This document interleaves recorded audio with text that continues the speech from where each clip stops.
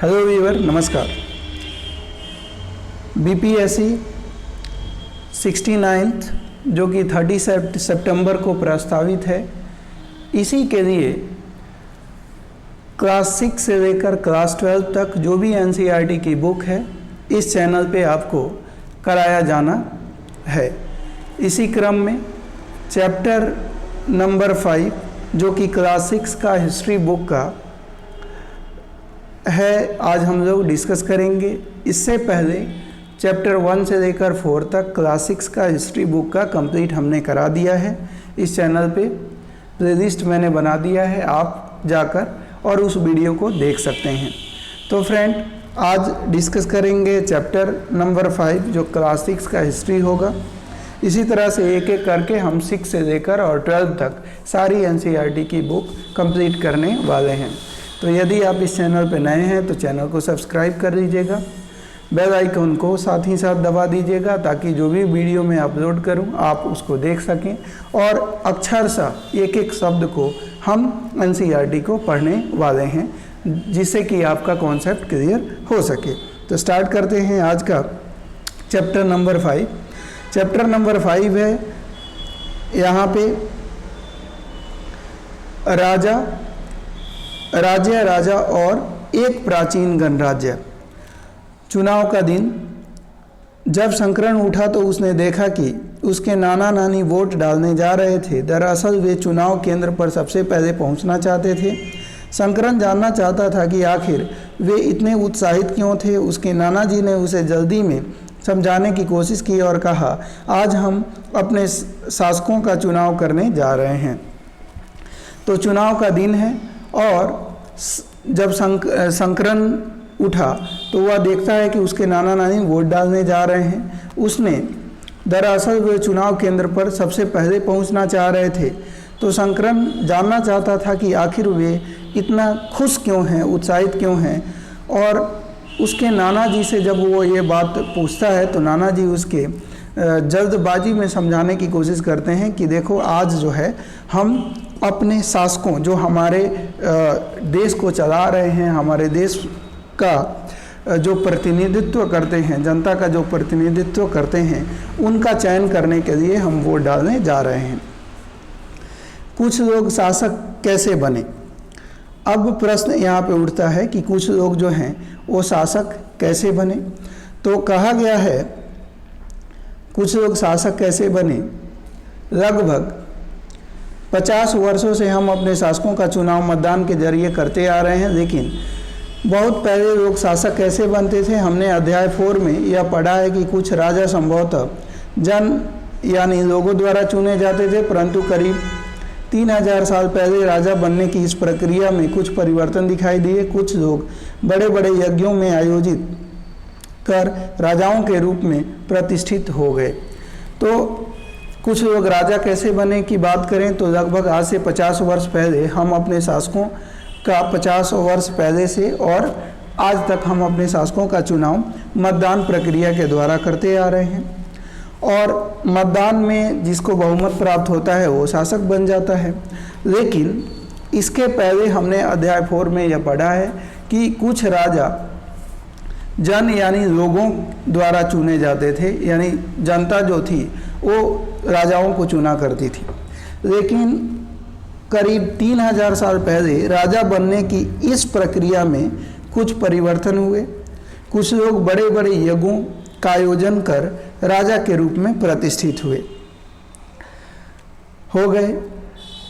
अश्वमेध यज्ञ एक ऐसा ही आयोजन था। इसमें एक घोड़े को राजा के लोगों की देखरेख में स्वतंत्र विचरण के लिए छोड़ दिया जाता था। इस घोड़े को किसी दूसरे राजा ने रोका तो उसे वहाँ अश्वमेध यज्ञ करने वाले राजा से लड़ाई करनी पड़ती थी। अगर उन्होंने घोड़े को जाने दिया तो इसका मतलब यह होता था कि अश्वमेध यज्ञ करने वाला राजा उनसे ज़्यादा शक्तिशाली था।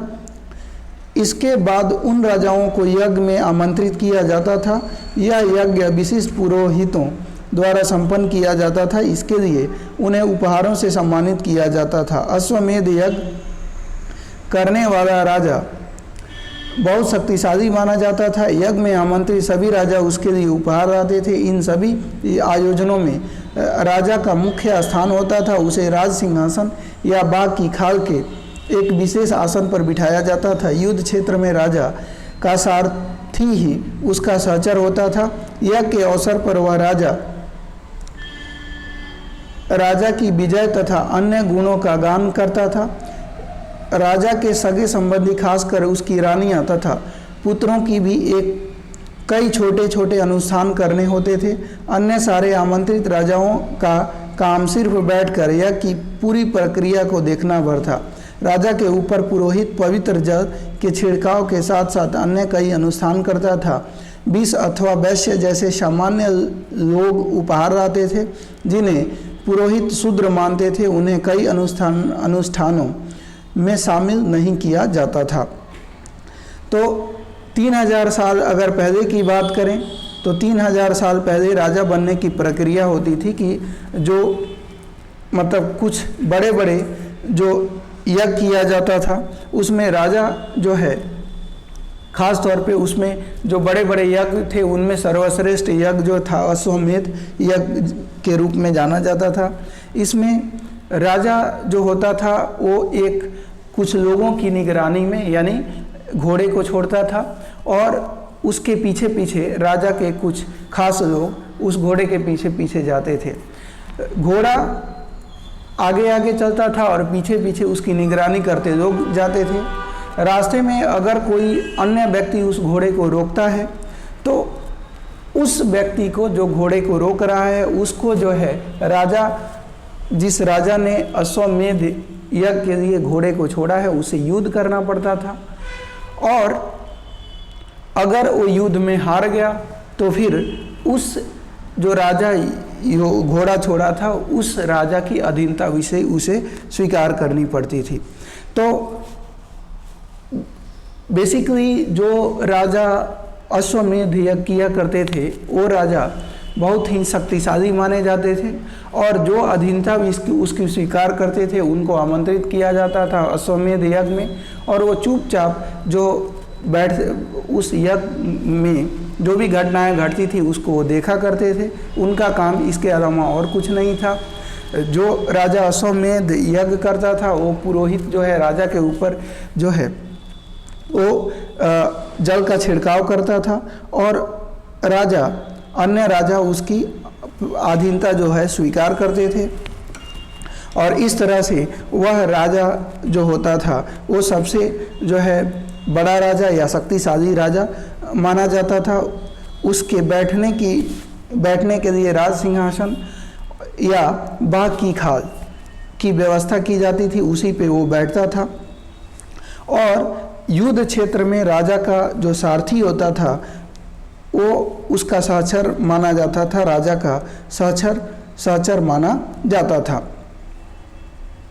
इसके साथ साथ जो राजा ये अनुष्ठान करता था उसके परिवार, और जैसे परिवार में रानी हो गई, पुत्र हो गया या उसके छोटे जो भाई बहन हो गए, उनको भी उस प्रक्रिया में, यज्ञ की प्रक्रिया में आमंत्रित किया जाता था और उनको भी कुछ कार्य करने पड़ते थे।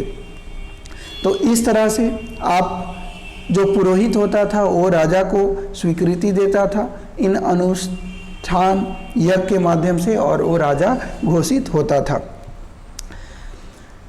इस यज्ञ में उपस्थित होने वाले की एक सूची बनाइए और पेशे के आधार पर वहाँ कौन कौन से वर्ग शामिल थे उनको बताइए। तो आइए आगे हम लोग देखते हैं। कहा गया वर्ण। इस समय उत्तर भारत में खास कर गंगा यमुना क्षेत्र में कई ग्रंथ रचे गए। ऋग्वेद के बाद रचे होने के कारण ये उत्तर वैदिक ग्रंथ कहे जाते हैं। इनके अंतर्गत सामवेद, यजुर्वेद, अथर्ववेद तथा अन्य ग्रंथ शामिल हैं। पुरोहितों द्वारा रचित इन ग्रंथों में विभिन्न प्रकार के अनुष्ठान और उनके संपादन की विधियां बताई गई हैं। इनमें सामाजिक नियमों के बारे में भी बताया गया है। तो ये जो अनुष्ठान होते थे इस समय उत्तर भारत में खासतौर पे गंगा यमुना क्षेत्र में कई ग्रंथ भी लिखे गए। ऋग्वेद के बाद जो भी ग्रंथ लिखे गए उन्हें उत्तर वैदिक ग्रंथ कहा जाता है। और इसके अंतर्गत जैसे सामवेद, यजुर्वेद, अथर्ववेद और अन्य ग्रंथ भी रचित हुए। पुरोहितों द्वारा रचित इन ग्रंथों में विभिन्न प्रकार के अनुष्ठान, उनका संपादन कैसे किया जाएगा, उनकी विधि क्रियाकलाप कैसे होगी, वो सारा का वर्णन इसमें देखने को मिलता है। इसमें सामाजिक नियमों के बारे में भी बताया गया है। उस समय समाज में कई समूह थे जिनमें पुरोहित, योद्धा, कृषक, पशुपालक, व्यापारी, शिल्पकार, श्रमिक, मछली पकड़ने वाले तथा जंगल में रहने वाले लोग आदि शामिल थे। जहाँ कुछ पुरोहित तथा योद्धा व्यवसायी थे, वहीं कुछ कृषक और व्यापारी भी धनवान थे। दूसरी ओर पशुपालक, शिल्पकार, श्रमिक, मछली पकड़ने वाले, शिकारी तथा भोजन संग्राहक निर्धन हुआ करते थे। पुरोहितों ने लोगों को 4 वर्गों में विभाजित किया जिन्हें वर्ण कहते थे। उनके अनुसार प्रत्येक वर्ण के अलग अलग कार्य निर्धारित थे। पहले वर्ण ब्राह्मण का था। उनका काम वेदों का अध्ययन, अध्यापन और यज्ञ करना था, जिनके लिए उन्हें उपहार मिलता था। दूसरा स्थान शासकों का था, जिन्हें क्षत्रिय कहा जाता था। उनका काम युद्ध करना और लोगों की रक्षा करना था। तीसरा स्थान विष या वैश्य थे। इनमें कृषक, पशुपालक और व्यापारी आते थे। क्षत्रिय और वैश्य दोनों को ही यह करने का अधिकार प्राप्त था। वर्णों में अंतिम स्थान शूद्र का था। इनका काम अन्य 3 वर्णों की सेवा करना था। इन्हें कोई अनुष्ठान करने का अधिकार नहीं था। प्रायः औरतों को भी शूद्रों के समान माना गया। महिलाओं तथा शूद्रों को वेदों के अध्ययन का अधिकार नहीं था। तो आप को ये जानकर आश्चर्य होगा कि जो पुरोहित लोग थे, उन्होंने जो उस समय का समाज था, समाज को 4 वर्गों में विभाजित कर रखा था। पहला वर्ग ब्राह्मणों का था। ब्राह्मण जो थे वो सुखी संपन्न थे, बहुत ही उच्च कुल के माने जाते थे और इनका केवल और केवल काम था कि वेदों का अध्ययन, अध्यापन करना, यानी वेदों का खुद अध्ययन करना और लोगों को वेदों का ज्ञान लोगों तक पहुंचाना इनका कार्य हुआ करता था। वहीं हम बात करें तो दूसरा जो स्थान था ब्राह्मणों के बाद, वो क्षत्रियों को प्राप्त था। क्षत्रियों का काम था युद्ध करना, युद्ध लड़ना और जो है दुश्मनों से जो लोग हैं उनकी रक्षा करना, इनका काम क्षत्रियों का हुआ करता था और ये शासक वर्ग से आते थे। तीसरा जो वर्ग था वो वर्ग था विष या वैश्य इन्हें बोलते थे। इनमें जो किसान होते थे, पशुपालक होते थे, व्यापारी होते थे, ये आते थे और ये लोग जो है धनवान थे। इनकी स्थिति समाज में लगभग जो है आप कह सकते हैं कि ये मिडिल क्लास लोग थे, मध्य वर्गीय लोग थे। वहीं चौथा जो वर्ग की बात करें तो चौथा वर्ग जो था वो शूद्रों का था। शूद्र की स्थिति बहुत ही दयनीय थी और इनको जो है किसी तरह का अनुष्ठान करने का अधिकार नहीं था। कोई यज्ञ नहीं कर सकते थे, ये वेद को पढ़ नहीं सकते थे। तो आप कह सकते हैं न तो ये शासक बन सकते हैं और न ही ये जो है वेद को इनको पढ़ने का, शिक्षा दीक्षा ग्रहण करने का इनको कोई अधिकार नहीं था। साथ ही साथ इन शूद्रों के अलावा स्त्रियों की भी दुर्दशा इस समाज में बहुत बुरी थी। जो स्त्रियां थीं उनको भी शूद्र के बराबर का दर्जा प्राप्त था। उन्हें किसी यज्ञ में भाग लेने का कोई अधिकार नहीं था। आगे बढ़ते हैं। पुरोहितों के अनुसार सभी वर्णों का निर्धारण जन्म के आधार पर होता था। उदाहरण के तौर पर ब्राह्मण माता पिता की संतान ब्राह्मण ही होता था। बाद में कुछ लोगों को अछूत माना गया। अछूत वर्गों में कुछ शिल्पकार, शिकारी तथा भोजन संग्राहक शामिल थे। साथ ही इनमें वे भी लोग आते थे जो शवों को दफनाने या जलाने का काम करते थे। इन लोगों से संपर्क अपवित्र माना जाता था। कई लोगों ने ब्राह्मणों द्वारा बनाई हुई इस वर्ण व्यवस्था को स्वीकार नहीं किया। कुछ राजा स्वयं को पुरोहित से श्रेष्ठ मानते थे। कुछ लोग जन्म के आधार पर वर्ण निर्धारण सही नहीं मानते थे। इनके अतिरिक्त कुछ लोग व्यवसाय के आधार पर लोगों के बीच भेदभाव उचित नहीं समझते थे, जबकि कुछ लोग चाहते थे कि अनुष्ठान संपन्न करने का अधिकार सबका हो। कई लोगों ने छुआछूत की आलोचना की। इस उपमहाद्वीप के पूर्वोत्तर क्षेत्र जैसे कई इलाकों में सामाजिक आर्थिक असमानता बहुत कम थी। यहाँ पुरोहितों का प्रभाव भी बहुत सीमित था। तो हम बात करें तो पुरोहितों ने ये वर्ण व्यवस्था निर्धारित की थी और ये वर्ण व्यवस्था जन्म के आधार पर थी। जैसे ब्राह्मण माता पिता से जन्मा जो पुत्र होगा, जो संतान होगी, वो उनको जन्म से ही ये अधिकार होगा कि वो जो वेदों का अध्ययन करेंगे और उसका अध्यापन करेंगे।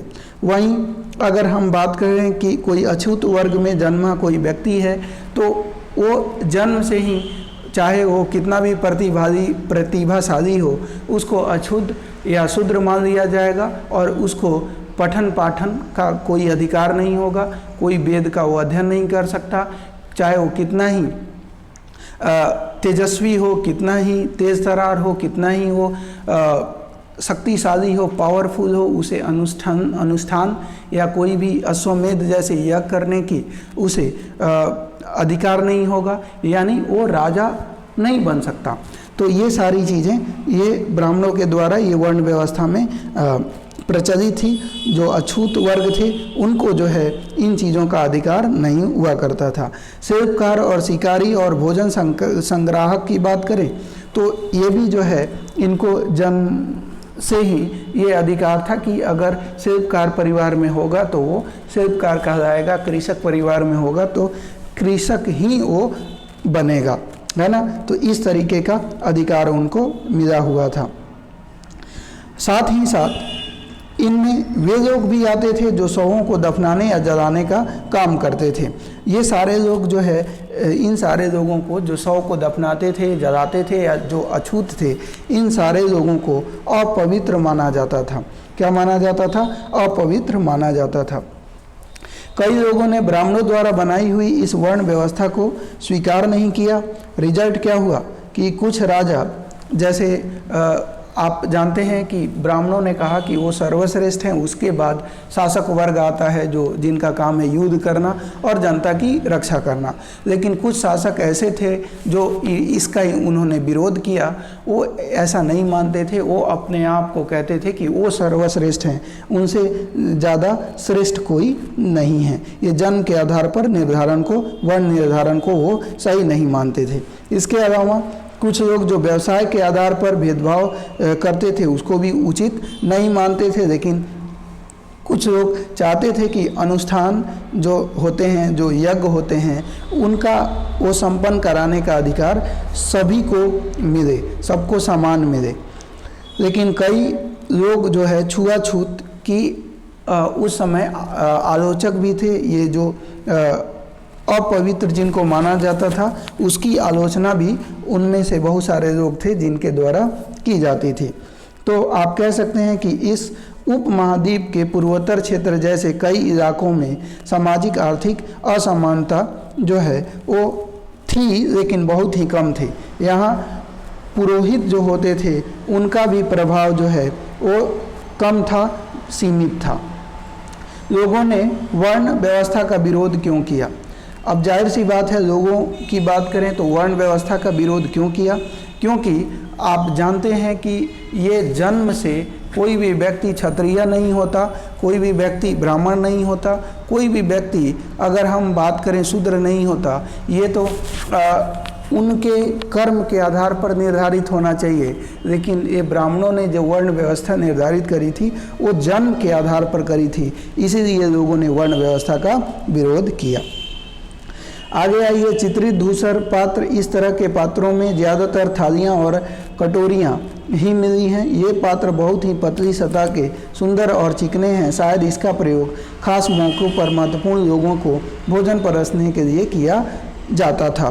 तो यहाँ पे देख सकते हैं, ये जो है आप ये देखेंगे तो ये चित्रित आप कह सकते हैं कि धूसर पात्र है और इसका प्रयोग जो है शायद खास मौक़ों पर किया जाता था। इसमें जो लोग थे, जो कुलीन लोग थे, जो अच्छे लोग थे, ख़ास तौर पे विशेष लोगों को भोजन परोसने के लिए ऐसे बर्तन का प्रयोग उस समय किया जाता होगा। जनपद की बात कर लेते हैं। महायज्ञों को करने वाले राजा अब जन के राजा न होकर जनपदों के राजा माने जाने लगे। जनपद का शाब्दिक अर्थ जन के बसने की जगह होता है। कुछ महत्वपूर्ण मानचित्र 4 पृष्ठ संख्या 49 में दिखाए गए हैं। पुरातत्वविदों ने इन जनपदों की कई बस्तियां की खुदाई की हैं। दिल्ली में पुराना किला, उत्तर प्रदेश में मेरठ के पास हस्तिनापुर और एटा के पास अतरंजी खेड़ा इनमें प्रमुख हैं। खुदाई से पता चला है कि लोग झोपड़ियों में रहते थे और मवेशियों तथा अन्य जानवरों को पालते थे। वे चावल, गेहूं, धान, जौ, दाल, गन्ना, तिल तथा सरसों जैसी फसलें भी उगाते थे। तो हम जनपद की बात करें तो कोई पूछे जनपद क्या होता है, तो जनपद का अर्थ होता है जनपद का अर्थ ही होता है जन के बसने की जगह, उसको हम लोग जनपद के नाम से जानते हैं। अब पुरातत्वविदों ने जनपद की कई बस्तियों की खुदाई की। दिल्ली में जैसे पुराना किला, उत्तर प्रदेश में मेरठ के पास हस्तिनापुर और एटा के पास अतरंजी खेड़ा इनके प्रमुख स्थल हैं। यहाँ से पता चलता है कि जो लोग रहते थे वो झोपड़ियों में रहते थे और ये मवेशियों को पालते थे, जानवरों को पाला करते थे और इनमें जो किसान भी थे जो चावल, गेहूं, धान, जौ, दाल, गन्ना, तिल, सरसों जैसी फसल भी उगाया करते थे। क्या इस सूची में तुम्हें किसी ऐसी फसल का नाम मिला जिसका उल्लेख अध्याय 3 में नहीं है? तो बोला गया कि इस सूची में आपको बताना है, अध्याय 3 आपने पढ़ी है, तो क्या इस सूची में किसी ऐसी फसल को देखा जो कि अध्याय चैप्टर 3 पढ़ा है उसमें नहीं था? आपको अगर लगता है नहीं था तो वो बताइए कौन सा, कमेंट बॉक्स में उसका आंसर ज़रूर आप लिखिए। लोग मिट्टी के बर्तन भी बनाते थे। इनमें से कुछ धूसर और कुछ लाल रंग के होते थे। इन पुरास्थलों में कुछ विशेष प्रकार के बर्तन मिले हैं जिन्हें चित्रित धूसर पात्र के रूप में जाना जाता है। जैसे कि इनके नाम से ही स्पष्ट है, इन बर्तनों पर चित्रकारी की गई है। ये आमतौर पर सरल रेखाओं तथा ज्यामितीय आकृतियों के रूप में हैं। तो हम बात करें तो लोग जो है वो मिट्टी के बर्तन बनाया करते थे। इनमें धूसर और लाल रंग के मिट्टी के बर्तन हुआ करते थे और इनका प्रयोग कुछ विशेष जो है अवसरों पर हुआ करता था। इन्हें चित्रित धूसर पात्र के रूप में जाना जाता है। ठीक है, आगे हम बात करें तो कहा गया महाजनपद। अब पहले जनपद जाना कि जनता के बसने का जगह जनपद होता था। अब महाजनपद की बात करें तो करीब 2500 साल पहले कुछ जनपद अधिक महत्वपूर्ण हो गए। इन्हें महाजनपद कहा जाने लगा। मानचित्र 4 में कुछ महाजनपदों को दिखाया गया है। अधिकतर महाजनपद की एक राजधानी होती थी। कई राजधानियों में किले बंदी की गई थी, अर्थात इनके चारों ओर लकड़ी, ईंट या पत्थर की ऊंची दीवारें बनाई गई थी। ऐसा लगता है कि लोगों ने अन्य राजाओं के आक्रमण से डरकर अपनी सुरक्षा के लिए इन किलों का निर्माण किया था। तो आज से 2500 साल पहले की बात करें तो कुछ जनपद अधिक महत्वपूर्ण हो गए। इनका दायरा बढ़ने लगा, ये बड़े होते गए, जो जनपद से बढ़कर ये महाजनपद कहा जाने लगा। मानचित्र 4 में कुछ महाजनपदों को दिखाया गया है। अधिकतर महाजनपद की एक राजधानी होती थी। कई राजधानियों में किलेबंदी की गई थी। इसका मतलब था कि इनके चारों ओर लकड़ी या ईंट या पत्थर की ऊंची दीवारें बनाई गई थी। ऐसा इसलिए किया जाता होगा कि राजा अन्य राजाओं के आक्रमण के डर से अपने प्रजा और अपनी सुरक्षा के लिए इस टाइप के किले का निर्माण किया करते होंगे। कुछ राजा अपनी राजधानी के चारों ओर विशाल, ऊंची और प्रभावशाली दीवारें खड़ी कर अपनी समृद्धि और शक्ति का प्रदर्शन करते थे। तो ये दीवारें जो खड़ा किया जाता था, इससे उनकी समृद्धि और शक्ति भी स्पष्ट होती थी कि कौन राजा कितना शक्तिशाली है, कितना समृद्ध है। ये मानचित्र 4 है। महत्वपूर्ण जनपद और महाजनपद और नगर को इसमें आप देख सकते हैं। तो चलिए यहाँ पे देखते हैं। यहाँ पे आप देखिए, यहाँ पे आप देखेंगे ये गांधार है। यहाँ पे हस्तिनापुर देख रहे हैं, ये बैसाली है, ये मगध है, और ये कौशाम्बी है, ये उज्जैन है। उसके अलावा ये तक्षशिला है। और आगे हम बात करें तो ओवरऑल आप यहाँ पे कुछ आप महाजनपद को देख सकते हैं, तक्षशिला। उसके बाद आप बात करें हस्तिनापुर, उज्जैन, कौशाम्बी, मगध, वैशाली, ये सारे महाजनपद ये हैं। ठीक है, आगे बढ़ते हैं। आगे देखेंगे इस तरह से किले के अंदर रहने वाले लोगों और उस क्षेत्र पर नियंत्रण रखना भी सरल हो जाता होगा। इस तरह की विशाल दीवार बनाने के लिए व्यापक योजना की आवश्यकता थी और लाखों की संख्या में ईंटों तथा पत्थरों का इंतजाम करना पड़ता था। हजारों स्त्री, पुरुषों तथा बच्चों ने इसके लिए अथक परिश्रम किया होगा। इनके लिए संसाधनों की आवश्यकता हुई होगी। तो अब जो है इस तरह से किले के अंदर रहने वाले लोग उस क्षेत्र पर नियंत्रण रखना लोगों के लिए आसान हो जाएगा। और विशाल दीवार बनाने के लिए ऑब्वियसली जाहिर सी बात है उस समय एक बड़ी योजना बनाने की ज़रूरत पड़ी होगी। उसके साथ जो है लाखों स्त्री पुरुष के अथक परिश्रम प्रयास के द्वारा जो है इस टाइप के जो है आप कह सकते हैं कि योजनाबद्ध विशाल दीवार बनी होगी। इनमें आप कह सकते हैं लाखों ईंटों की ज़रूरत पड़ी होगी, लाखों पत्थरों की ज़रूरत पड़ी होगी और काफ़ी जो है बड़े पैमाने पे संसाधनों की ज़रूरत पड़ी होगी, तभी इस प्रकार की दीवार जो है बन पाई होगी और इससे जो है लोग अपने आप को सुरक्षित महसूस करते होंगे। अब राजा सेना रखने लगे थे। सिपाहियों को नियमित वेतन देकर पूरे साल रखा जाता था। कुछ भुगतान संभवतः आहत सिक्कों पृष्ठ संख्या 84 पर देख सकते हैं के रूप में होता था। इन सिक्कों के बारे में आप अध्याय 8 में पढ़ेंगे। तो राजा जो थे अब क्या करने लगे थे, वो सेना रखने लगे थे और सिपाहियों को वेतन दिया करते थे और इसके साथ साथ जो है वह जो है जो भुगतान सिक्कों के थ्रू किया करते थे, उन सिक्कों को आप जो है पृष्ठ संख्या 84 पर देख सकते हैं। ठीक है, और इन सिक्कों के बारे में हम लोग जो है चैप्टर नंबर 8 में पढ़ेंगे। यहाँ पे देखिएगा कहा गया महाजनपदों के राजा ऋग्वेद में उल्लेखित राजाओं से किस प्रकार भिन्न थे, दो अंतर को बताना है। तो ये आपका जो होमवर्क है और आप इसको देखिए। मैं आपको फ्रेंड बताना चाहूँगा कि चैप्टर 1, 2, 3 आप लगातार अच्छे से पढ़ेंगे तो इसका आंसर देना आपके लिए बिल्कुल आसान हो जाएगा। तो यदि आपने अभी तक 4 चैप्टर मैंने करा दिया है, यदि आपने उसको नहीं देखा है तो आप प्रीवियस वीडियो को ज़रूर देखें ताकि जो है इन प्रश्नों का आंसर देना आसान हो जाए, क्योंकि ये चैप्टर एक दूसरे से इंटरलिंक्ड हैं। तो अगर आप उनको देख लेते हैं तो आपको आंसर पता हो जाएगा और आंसर जब पता हो जाए तो आप उसे कमेंट बॉक्स में आप ज़रूर आप अपना आंसर लिखें। कौशाम्बी किले की दीवार, यह चित्र आधुनिक उत्तर प्रदेश के इलाहाबाद के पास मिली ईंट की दीवार का अवशेष है। इसके एक भाग का निर्माण संभवतः 2500 साल पहले हुआ था।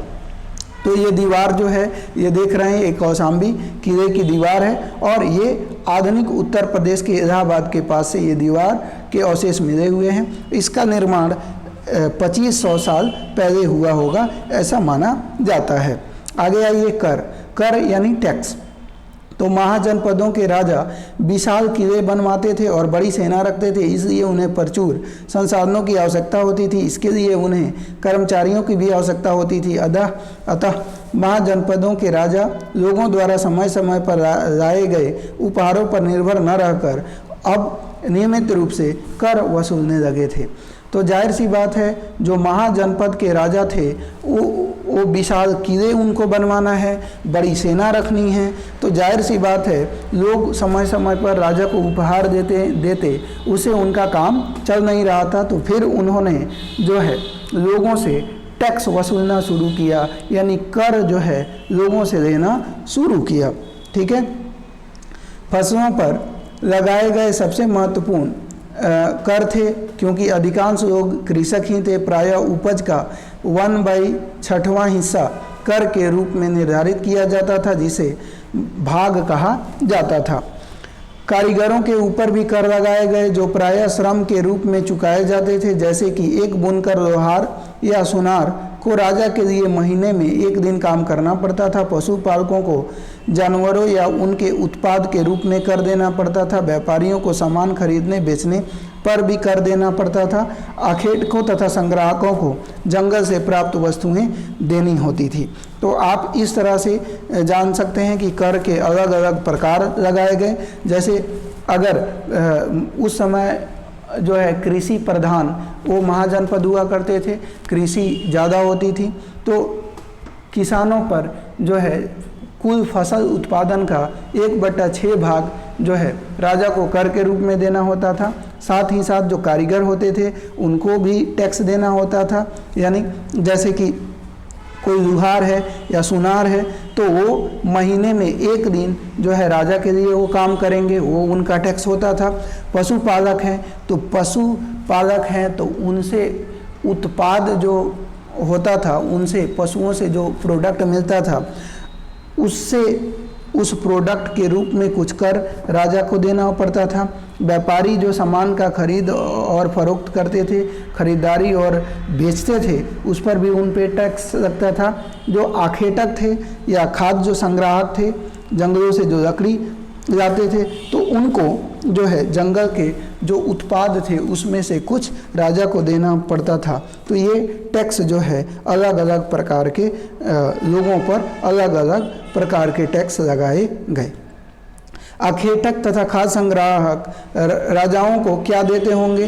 तो आप जंगल के जो प्रोडक्ट हैं वही देते होंगे। लकड़ी दे सकते हैं, फल मूल दे सकते हैं, बहुत सारी चीज़ें जो जंगल से प्राप्त होते हैं उनमें राजा को टैक्स के रूप में दिया जा सकता है। कृषि में परिवर्तन। इस युग में कृषि के क्षेत्र में 2 बड़े परिवर्तन आए। हल के फाल अब लोहे के बनने लगे। अब कठोर जमीन को लकड़ी के फाल की तुलना में लोहे के फाल से आसानी से जोता जा सकता था। इससे फसलों की उपज बढ़ गई। दूसरे लोगों ने धान के पौधों का रोपण शुरू किया, अर्थात लोगों में बीज छिड़क कर धान उपजाने के बजाय धान के पौधों तैयार कर उसे रोपण शुरू किया गया। अब पहले की तुलना में बहुत ज़्यादा पौधे जीवित रह जाते थे, इसलिए पैदावार भी ज़्यादा होने लगी। इसमें कमर तोड़ परिश्रम लगता था। ये काम ज़्यादातर दास दासी तथा भूमिहीन खेतिहर मजदूर किया करते थे। अब कृषि में परिवर्तन हो गया। इसमें क्या हुआ कि कृषि में पहले जो हल होते थे वो लकड़ी के बने होते थे, अब लोहे के बनने लगे। ऑब्वियसली जब लोहे के बनेंगे तो कठोर जो ज़मीन होते थे उनकी जुताई करना आसान हो गया। जो फाल जो लोहे के होंगे वो लकड़ी की तुलना में ज़्यादा जो है ज़मीन को आप कह सकते हैं नरम बना देंगे। उसके अलावा जो पहले धान के बीजों का छिड़काव किया जाता था उससे फसल कम होती थी। अब धान के पौधे लगाए जाने लगे और उन पौधों को उखाड़ कर खेतों में अलग अलग रोपण शुरू हुआ। रिजल्ट हुआ कि छिड़काव के कंपेयर में अब पौधे ज़्यादा प्रोडक्शन देने लगे। इसके साथ साथ अगर हम बात करें कि पहले की तुलना में जो है वो जो मज़दूर हैं उनकी इनकम बढ़ गई, उनकी आय बढ़ गई। तो इस तरह से जो है आप कह सकते हैं कि कृषि में भी बहुत बड़ा परिवर्तन देखने को मिला। इसके साथ साथ जो दास और दासी भूमिहीन खेतिहर थे, है ना, वो कृषि का ये सारा काम और जो है करने लगे। उनकी भी स्थितियों में थोड़ा बहुत सुधार देखने को मिला। आगे बढ़ें तो कहा गया है कि क्या तुम बता सकते हो कि राजा इन परिवर्तनों को प्रोत्साहन क्यों देते होंगे? तो जाहिर सी बात है, अब अगर कृषि में परिवर्तन होगा, प्रोडक्शन ज़्यादा होगा तो राजा को टैक्स ज़्यादा मिलेगी, तो इसलिए राजा जो है इन का प्रोत्साहन करते होंगे। सूक्ष्म निरीक्षण। अब सूक्ष्म निरीक्षण में देखेंगे पहला मगध, तो मगध एक महाजनपद था, तो उसको देखते हैं। मानचित्र 4 पृष्ठ संख्या 49 में मगध को ढूंढिए। लगभग 200 साल के भीतर मगध सबसे महत्वपूर्ण जनपद बन गया। गंगा और सोन जैसी नदियां मगध से होकर बहती थीं। ये यातायात, जल वितरण, जमीन को उपजाऊ बनाने के लिए बहुत महत्वपूर्ण थी। मगध का एक हिस्सा जंगलों से भरा था। इन जंगलों में रहने वाले हाथियों को पकड़कर उन्हें प्रशिक्षित कर सेना के काम लाया जाता था। यही नहीं, जंगलों से घर, गाड़ियों तथा रक्षा बनाने के लिए लकड़ी मिलती थी। इसके अलावा इस क्षेत्र में लौह अयस्क की खदानें हैं। मजबूत औजार और हथियार बनाने के लिए बहुत उपयोगी थे। मगध में 2 बहुत ही शक्तिशाली शासक बिंबिसार तथा अजातशत्रु हुए। अन्य जनपदों को जीतने के लिए ये हर संभव साधन अपनाते थे। महापद्मनंद और एक महत्वपूर्ण शासक थे। उन्होंने अपने नियंत्रण का क्षेत्र उस महाद्वीप के उत्तर पश्चिम भाग तक फैला दिया था। बिहार में राजगृह, आधुनिक राजगृह, कई सालों तक मगध की राजधानी बनी रही। बाद में पाटलिपुत्र यानी आज का पटना को राजधानी बनाया गया। तो हम बात करें फ्रेंड तो मगध की बात करें तो 200 साल के भीतर मगध सबसे महत्वपूर्ण जनपद बन गया। गंगा और सोन जैसी नदियां मगध से होकर गुजरती थी। रिजल्ट क्या हुआ कि यहाँ पे यातायात, जल वितरण और ज़मीन जो है उपजाऊ बन गए, और ये जो है किसी भी जनपद को के फलने फूलने के लिए बहुत ही अच्छा रिसोर्सेज था। मगध की बात करें तो इसका एक हिस्सा जंगल से भरा हुआ था, और जंगल में जंगली जानवर पाए जाते थे। उसमें ख़ास तौर पे जो हाथियों को पकड़कर, जंगली हाथियों को पकड़कर उनको ट्रेनिंग दी जाती थी और उनको जो है सेना में भर्ती किया जाता था। तो आप इस तरह से देख सकते हैं कि उनका सेना और मजबूत होता चला गया। जंगलों से घर, गाड़ियाँ तथा रथ बनवाने के लिए लकड़ी भी प्राप्त होने लगी। इसके अलावा लोहे की अयस्क के खदानें भी यहाँ पे थी। रिजल्ट क्या हुआ कि यहाँ पे लोहे के मजबूत हथियार बनने लगे, और मगध के जो मगध जनपद था उसके 2 शक्तिशाली शासक बिंबिसार और अजातशत्रु हुए। इन्होंने जो है अन्य जनपदों को जीतने का हर संभव प्रयास किया, और जो है इस जनपद को शक्तिशाली जनपद के रूप में स्थापित किया। महापद्मनंद और एक महत्वपूर्ण शासक था जो कि अपने नियंत्रण का क्षेत्र को बढ़ाया और उत्तर पश्चिम भाग तक इसे फैला दिया। बिहार में जो राजगृह है कई सालों तक मगध की राजधानी बनी रही। बाद में ये पाटलिपुत्रा इसकी राजधानी बनी, जिसे आज का पटना के रूप में जाना जाता है। 2300 साल से भी पहले की बात है। मैसेडोनिया का राजा सिकंदर विश्व विजय करना चाहता था। पूरी तरह सफल न होने पर भी वह मिस्र और पश्चिमी एशियाई के कुछ राज्यों को जीतता हुआ भारतीय उपमहाद्वीप में ब्यास नदी के किनारे तक पहुंच गया। जब उसने मगध की ओर कूच करना चाहा तो उसके सिपाहियों ने इनकार कर दिया। वे इस बात से भयभीत थे कि भारत के शासकों के पास पैदल, रथ और हाथियों की बहुत बड़ी सेना थी। तो 2300 साल से भी पहले की बात है कि मैसेडोनिया का राजा अलेक्जेंडर, जिसे सिकंदर कहते हैं, वो चाहता था कि विश्व जो है को जीत ले, तो विश्व विजय के लिए वो निकला था। लेकिन उसकी मंशा जो थी उसमें वो सफल नहीं हो सका। लेकिन सफल नहीं होने के बावजूद भी वो अपने साम्राज्य को फैलाना चाहता था। मिस्र और पश्चिमी एशिया के कुछ राज्यों को जीतकर वो भारतीय उपमहाद्वीप तक आ पहुंचा, और जब ब्यास नदी के किनारे पहुंचा तो वहाँ पे उसकी सेना ने जो है ये भारतीय उपमहाद्वीप में आने से इनकार कर दिया, क्योंकि सिकंदर के सेना को ये डर था कि भारतीय जो शासक हैं उनके पास पैदल सेना है, उसके पास रथ है और हाथियों की बहुत बड़ी सेना है। तो इसलिए उन्होंने युद्ध लड़ने से इनकार कर दिया, और रिजल्ट हुआ कि सिकंदर को लौटना पड़ा। इन सेनाओं और ऋग्वेद में उल्लेखित सेनाओं के बीच आप क्या अंतर आपको देखने को मिलता है? तो आप देख सकते हैं कि आज जो है वो आधुनिक हथियार है इन सेनाओं के पास। इन सेनाओं के पास हाथी सेना में हैं जो प्रशिक्षित हैं, लेकिन पहले वाले सेना में ये सारी चीज़ों की कमी देखने को आपको मिल जाएगी। वजी की बात करें, जैसा कि तुमने ऊपर पढ़ा, मगध एक शक्तिशाली राज्य बन गया था। उसके नज़दीक ही वजी राज्य था जिसकी राजधानी वैशाली थी। यहाँ एक अलग किस्म का शासन व्यवस्था थी जिसे गण या संघ कहते थे। तो वजी की बात करें, अभी मगध देखा, फिर अब वजी हम लोग देख रहे हैं कि जैसा कि आपने ऊपर पढ़ा कि मगध एक शक्तिशाली राज्य था, उसके नज़दीक ही वजी राज्य भी था। इसकी राजधानी वैशाली, जिसे बिहार आज बिहार में है, यहाँ एक अलग किस्म की शासन व्यवस्था थी जिसे गण या संघ के रूप में जाना जाता था।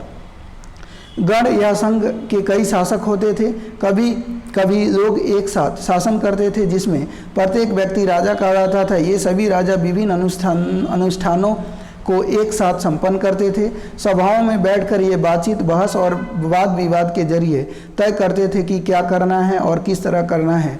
शत्रुओं के आक्रमण से निपटने के लिए वे मिलकर चर्चाएं करते थे। स्त्रियां तथा कमकार इन सभाओं में हिस्सा नहीं ले सकते थे। बुद्ध तथा महावीर, जिनके बारे में तुम अध्याय 6 में पढ़ोगे, दोनों ही गण या संघ से संबंधित थे। बौद्ध साहित्य में संघ के जीवन का बहुत ही सजीव वर्णन मिलता है।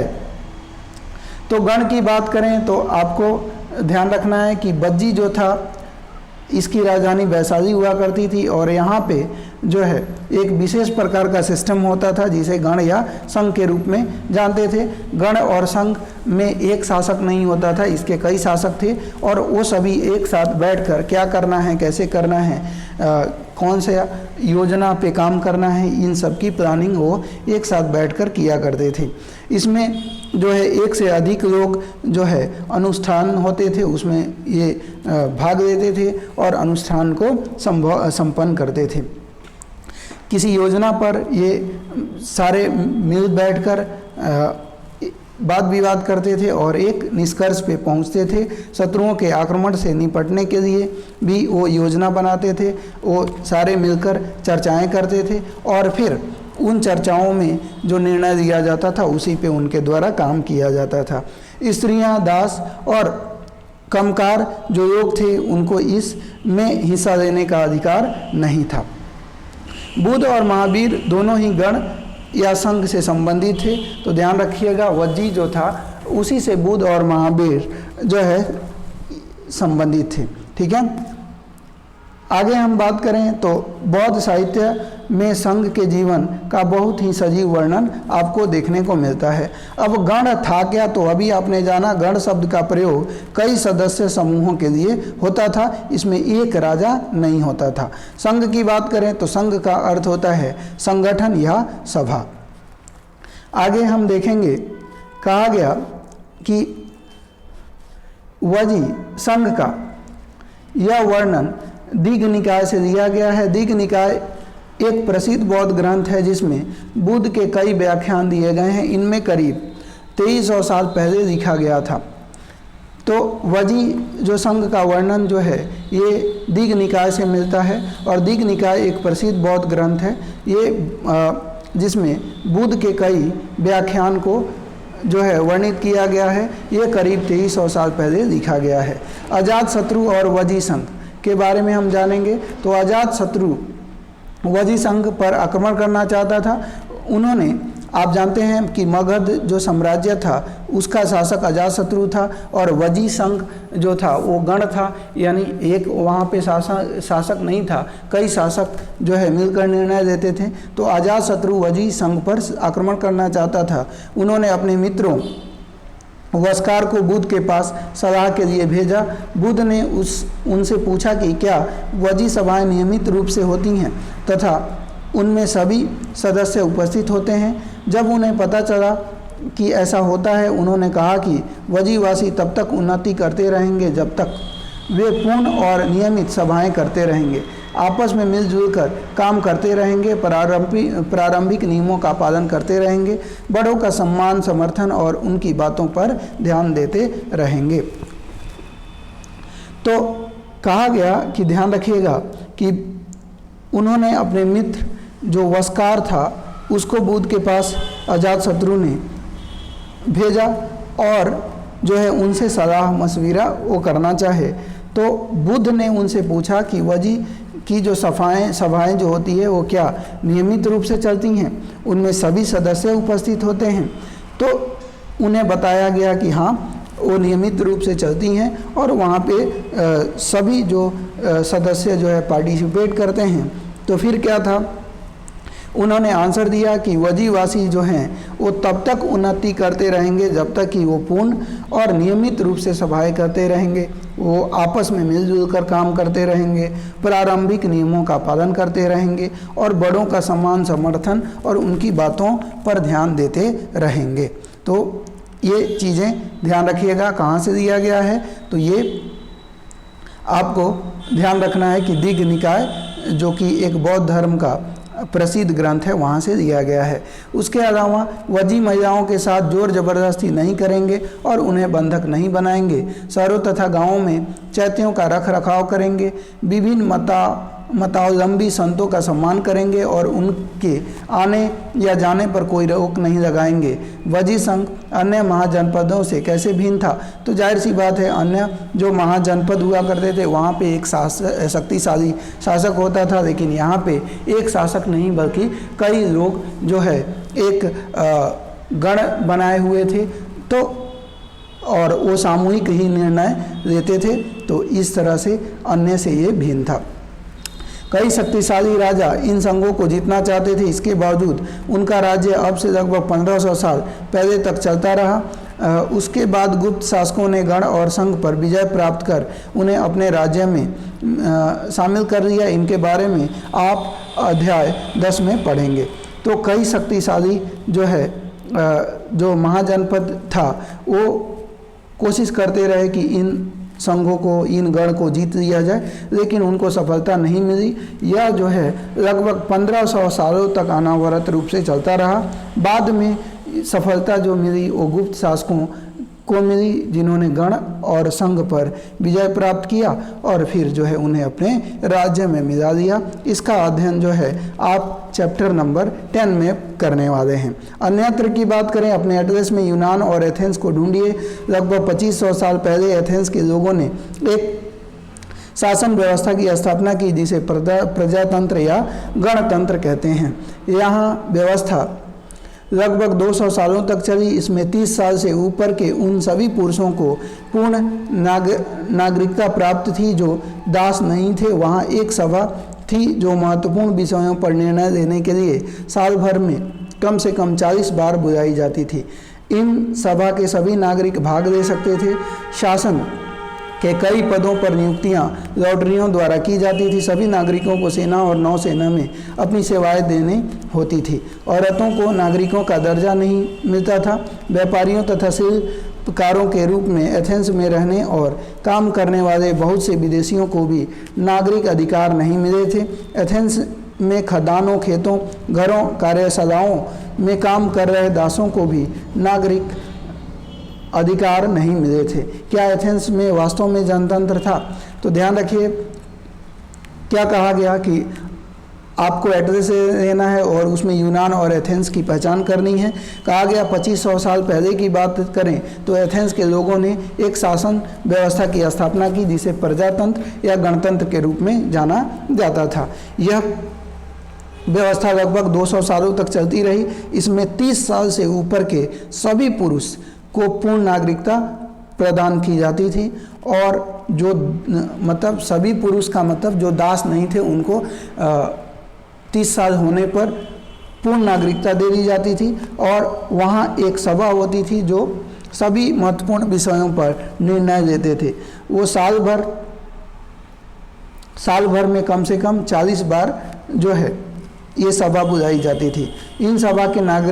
इन सभा में सभी नागरिक यानी 40 वर्ष से जो ऊपर वाले हैं और जिनको नागरिकता प्राप्त है वो भाग ले सकते थे। शासन के कई पदों पर नियुक्तियां जो होती थी वो लॉटरियों के माध्यम से होती थी और सभी नागरिकों को सेना और नौसेना में अपनी सेवाएं देनी अनिवार्य थी। औरतों को नागरिक का दर्जा नहीं प्राप्त था, इनको मतलब नागरिकता नहीं मिलती थी। व्यापारियों और शिल्पकारों के रूप में एथेंस में रहने वाले काम करने वाले बहुत से विदेशियों को भी नागरिक अधिकार नहीं प्राप्त थे। एथेंस में खदानों, खेतों, घरों, कार्यालयों में काम कर रहे दासों को भी नागरिक अधिकार नहीं मिले थे। तो क्या एथेंस में जनतंत्र था या नहीं था? तो जाहिर सी बात है, कुछ तरीकों को देखेंगे तो जनतंत्र था, लेकिन बहुत सारी ऐसी चीज़ें आपको देखने को मिलेगी जिसे पता चलता है कि जनतंत्र नहीं था। तो यहाँ पे हमने इस चैप्टर को कंप्लीट कर दिया है और उम्मीद है आपको ये चैप्टर समझ में आई होगी। समझ में आई हो तो आप जो है इस वीडियो को लाइक ज़रूर कर दीजिएगा। चैनल पे नए हैं तो चैनल को सब्सक्राइब करें। मिलते हैं एक नए वीडियो में, तब तक के लिए धन्यवाद। जय हिंद, टेक केयर दोस्तों।